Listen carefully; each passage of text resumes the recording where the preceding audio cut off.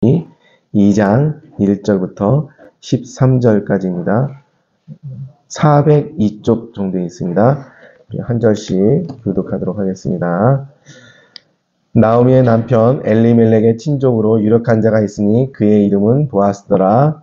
모압 여인 룻이 나오미에게 이르되 원하건대 내가 밭으로 가서 내가 누구에게 은혜를 입으면 그를 따라서 이삭을 주겠나이다 하니 나오미가 그에게 이르되 내 따라 갈지어다 하며 룻이 가서 베는 자를 따라 밭에서 이삭을 주는데 우연히 엘리멜렉의 친족 보아스에게 속한 밭에 이르렀더라. 마침 보아스가 베들레헴으로부터 와서 베는 자들에게 이르되 여호와께서 너희와 함께 하시기를 원하노라 하니 그들이 대답하되 여호와께서 당신에게 복 주시기를 원하나이다 하니라. 보아스가 베는 자들을 거느린 사안에게 이르되 이는 누구의 소녀냐 하니 베는 자를 거느린 사안이 대답하여 이르되 이는 나오미와 함께 모압 지방에서 돌아온 모압 소녀인데 그의 말이 나로 베는 자를 따라 단 사이에서 이삭을 죽게 하소서 하였고 아침부터 와서는 잠시 집에서 쉰 외에 지금까지 계속하는 중이다. 보아스가 그에게 이르되 내 따라 들으라. 이삭을 주우러 다른 밭으로 가지 말며 여기서 떠나지 말고 나의 소녀들과 함께 있으라. 그들이 베는 밭을 보고 그들을 따르라. 내가 그 소년들에게 명령하여 너를 건드리지 말라 하였느니라. 목이 마르거든 그릇에 가서 소년들이 길어온 것을 마실지니라 하는지라. 룻이 엎드려 얼굴을 땅에 대고 절하며 그에게 이르되 나는 이방 여인이거늘 당신이 어찌 내게 은혜를 베푸시며 나를 돌보시나이까 하니 보아스가 그에게 대답하여 이르되 내 남편이 죽은 후에 내가 시어머니에게 행한 모든 것과 내 부모와 고국을 떠나 전에 알지 못하던 백성에게로 온 일이 내게 분명히 알려졌느니라. 여호와께서 내게 행한 일을 보답하시기를 원하며 이스라엘의 하나님 여호와께서 그의 날개 아래에 보호를 받으러 온 내게 온전히 상 주시기를 원하노라 하는지라. 함께 했습니다. 룻이 이르되 내 주여 내가 당신께 은혜 있기를 원하나이다.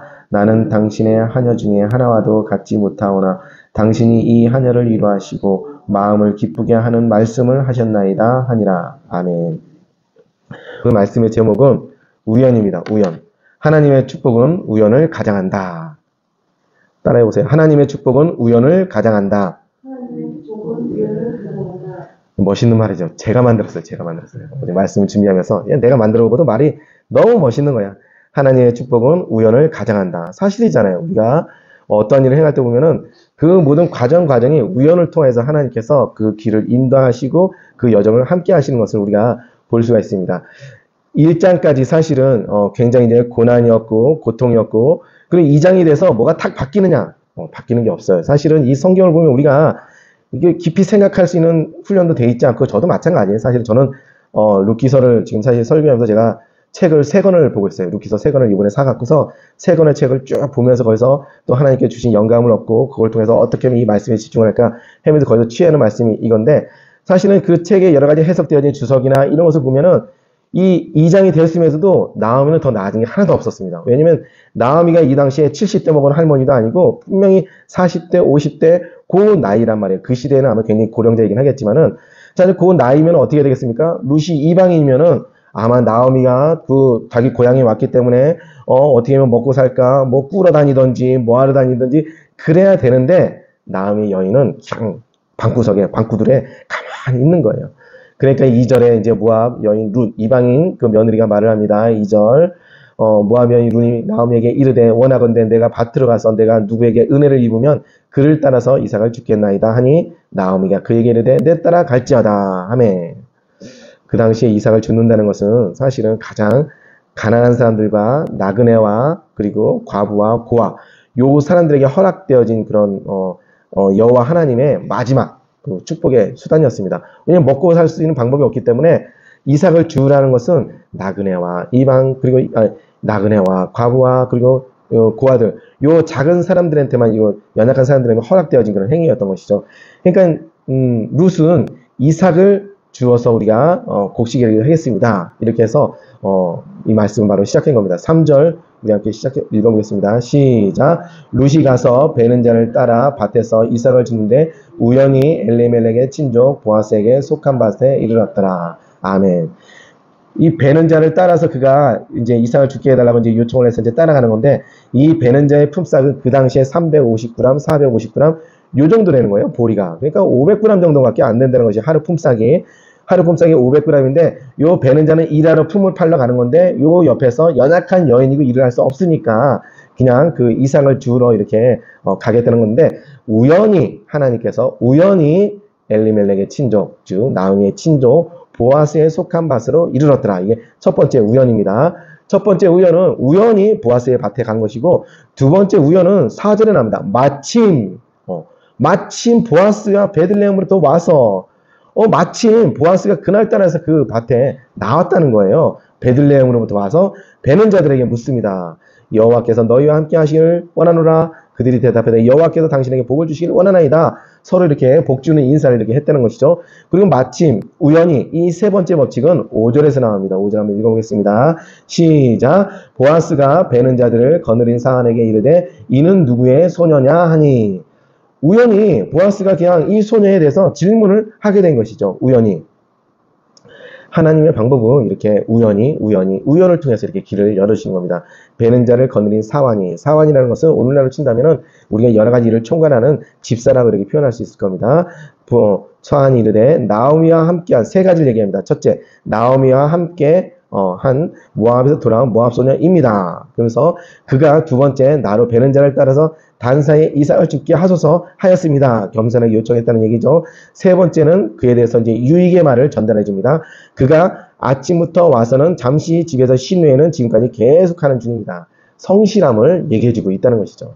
하나님은 사실은 우연에 대한 축복도 있지만 성실함의 축복을 사용해 주신다는 것이죠. 우리 성도들이 사실은 보면은 다 웬만큼 부유함이 있습니다. 부유함이 있는데 그게 우연히 저절로 된 건 아니지 않습니까?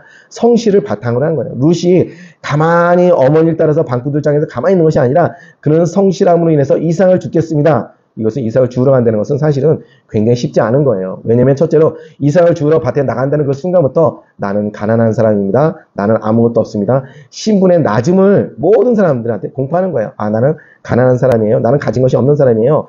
그래서 어디 가서 뭐라 큰 소리 낼 수 있는 사람들이 안 되는 거예요. 가난하고 보호받을 고하고 뭐 과부고 그런 것을 온천하게 고백하는 것이기 때문에요.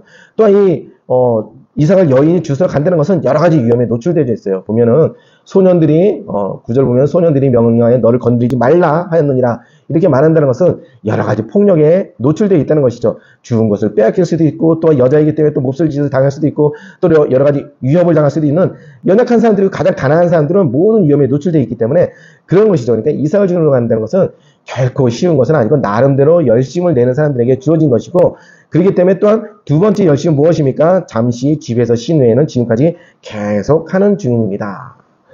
우리가 일을 이렇게 시키다 보면은 왜 저 사람이 평생 품을 팔면서 사는지 아시지 않습니까? 장로님, 권사님 다 일 시켜봤겠지만은 그 사람들이 와서 일을 하는 사람들을 보면은 딱 그만큼만 일을 하더라고요. 주인 같은 일을 하지 않죠.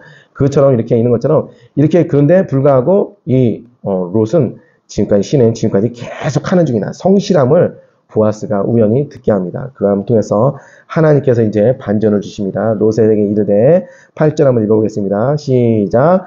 보아스가 룻에게 이르되 내 딸아 들으라. 이삭을 주우러 다른 밭으로 가지 말며 여기서 떠나지 말고 나의 소녀들과 함께 있으라.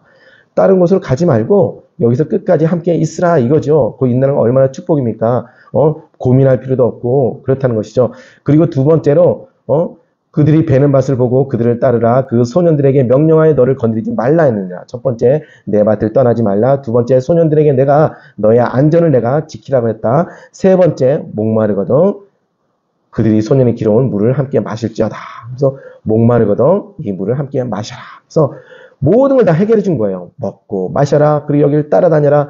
아주 이보다 더 큰 축복이 어디 있습니까? 하나님의 방법은 우연을 통해서 하나님의 충성된 사람들을 이렇게 놀라운 축복을 이렇게 주신다는 그런 사실입니다.